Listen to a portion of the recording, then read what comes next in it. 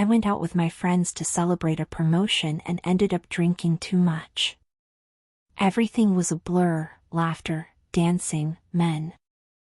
I don't know how it happened, but I ended up in 3 different rooms that night. The next day, I woke up smiling. It all started with good news. I had been promoted at work. Months of pressure, late nights, and taking on responsibilities no one else wanted. That day, I felt valued, important. My friends insisted we celebrate.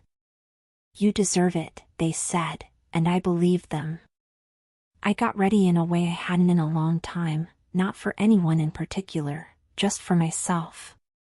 I left home with a quick kiss for my husband and a half-hearted promise to be back early. The first bar was packed. Loud music, clinking glasses, strangers everywhere. We toasted again and again. I talked about my promotion like it was a shared victory. I laughed loudly. I felt amazing. The second round came fast. Then another. I lost count. I lost track of time.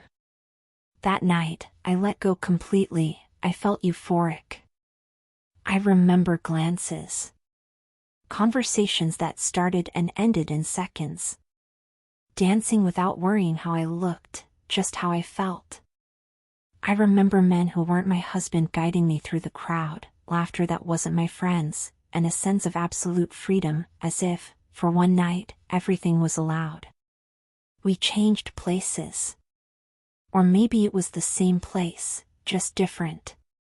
Long hallways, dark carpets, doors closing behind me. I know I went into a room with someone whose name I don't remember. I don't recall exactly what happened. But I know I came out smiling, drink in hand, laughing, not nervously, but knowingly. I didn't feel guilty for having fun, or for being unfaithful. I didn't think about consequences. I thought about myself, about how much I had held back over the years. Then there was another man. Very attractive. Dark-haired. Different energy. Everything flowed, as if that night was meant for breaking rules. I went along with it, let myself be carried, accepted drinks, accepted conversations. There was no plan, just enjoying the moment, ordering more bottles, moving forward instead of stopping. The third time was almost absurd. As if the number no longer mattered. I remember laughing at myself. I remember thinking, somewhere in the back of my mind, that this wouldn't be told, that it didn't exist outside that night. And with that thought, I gave myself permission to keep enjoying it. I don't know exactly when it all ended. I know the sun came up. I know I woke up in a house that wasn't mine, with light filtering through the window. I looked at myself in the bathroom mirror and saw a woman who looked happy, smiling, almost wickedly. I splashed water on my face, gathered my things, and left. I went home slightly hungover, my body tired. My husband was still asleep. I looked at him for a few seconds. I didn't feel guilt. Or panic. I felt something better, happiness.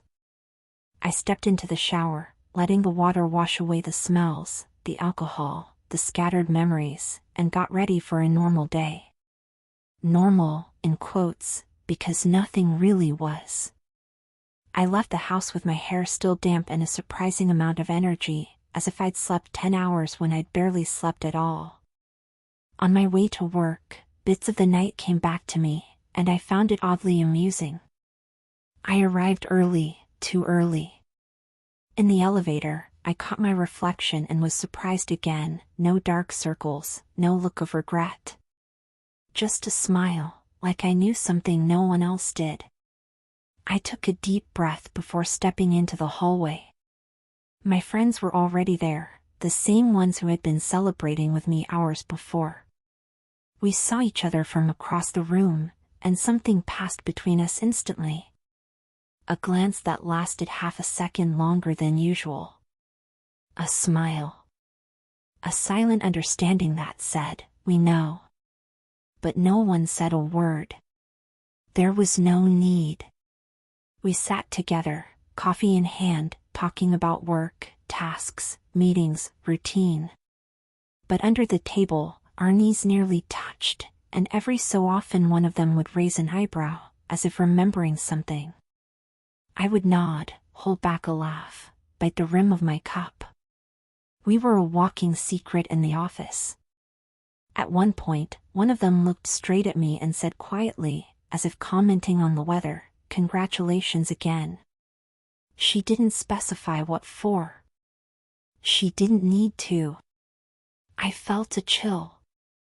I smiled and returned the knowing look. No one around us noticed anything. I worked as usual. Answered emails, made decisions, gave instructions. No one noticed the lingering hangover.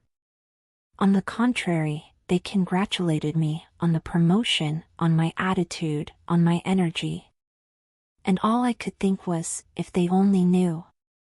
My friends and I kept exchanging glances for the rest of the day, small, quick, but enough. We smiled for no apparent reason, as if we shared a silent pact. What happened stayed there. I had been unfaithful, and I didn't feel guilty about it. On the contrary, I felt happy. That night, something happened that I hadn't planned. I was in the kitchen, preparing dinner, when my phone vibrated on the table. An unknown number. I assumed it was work, some vendor, something unimportant. I opened it, and I was already smiling before I finished reading. "I got home safe. I still remember your smile." I froze for a few seconds. Then I laughed quietly to myself, not out of nerves, but out of surprise, and at the absurdity of it. I hadn't saved any numbers the night before. Or so I thought. Clearly, somewhere between drinks, music, and impulsive decisions, I had done more than dance. I had given out my phone number. Before I could fully process it, my phone vibrated again. Another unknown number, different. "Good evening. You're very beautiful." That's when it stopped being surprising and became amusing. 2. Exactly 2. Not 3. 2 men from that night had my contact. And not only that, they were texting me as if it were the most natural thing in the world. As if they knew something. As if I were someone they had shared something with, and wanted to see again. I glanced toward the bedroom. My husband still hadn't come out. I instinctively lowered my screen brightness, as if someone could read my messages. I didn't feel guilt. I felt excitement, a kind of adolescent thrill I hadn't felt in years. The infidelity was starting to grow, and instead of hiding it, I found it amusing. I didn't reply right away. I set the phone face down and went back to what I was doing. But my mind wasn't there anymore. It drifted back to the messages, to names I didn't quite remember, to fragmented images. I wondered which one was which. I wondered what I was going to do. The next day, when I was alone, I opened the messages again. I read them slowly, without rushing. Then I replied, something simple, something casual. I didn't explain anything. I didn't clarify. I didn't mention that I was married. Not because I had a specific plan, but because I didn't see the need. At that moment, there was nothing to confess. No deception if there were no consequences, or at least, that's how it felt. The messages kept coming. I replied when I could. Sometimes I took my time. Sometimes I let hours pass just to feel that sense of anticipation. I had to be careful.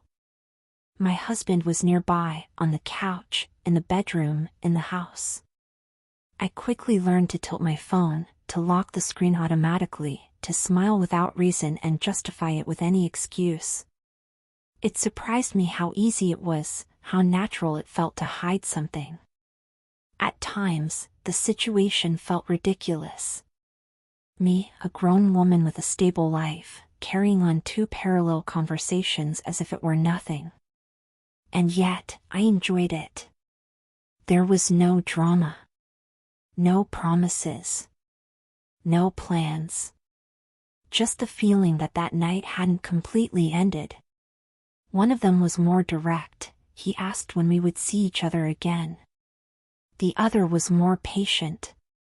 I reread those messages over and over.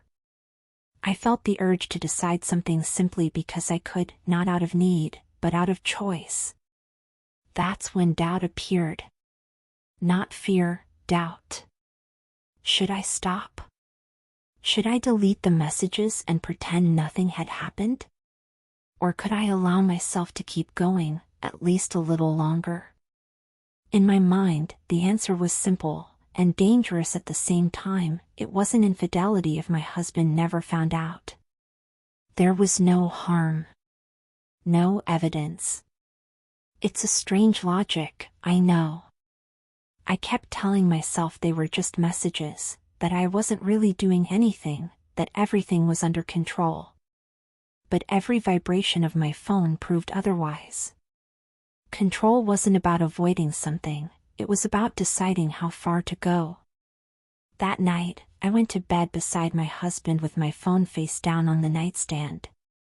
He slept peacefully.